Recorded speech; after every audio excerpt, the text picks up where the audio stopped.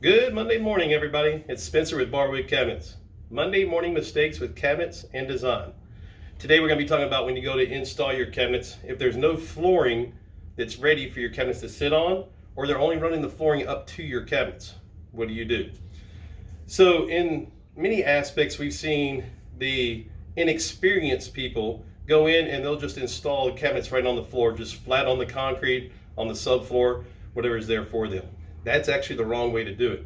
If you have no flooring that's already set up underneath your cabinets, what you need to do is get a block of wood, pressure treated, if you have it, the same height as the flooring that's going to go down.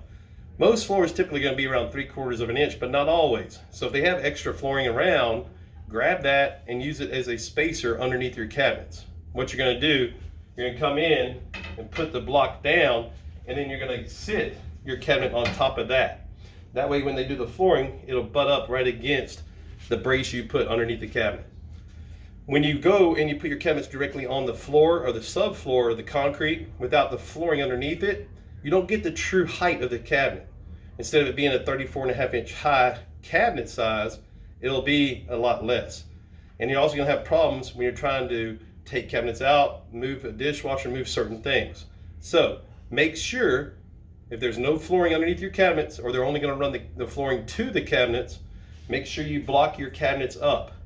You take your blocking, turn your cabinets upside down, and you can nail the blocking to the bottom of the cabinets, or you can lay the boards flat and put your cabinets on top of that. Hope this helps you out, and we'll see you next week.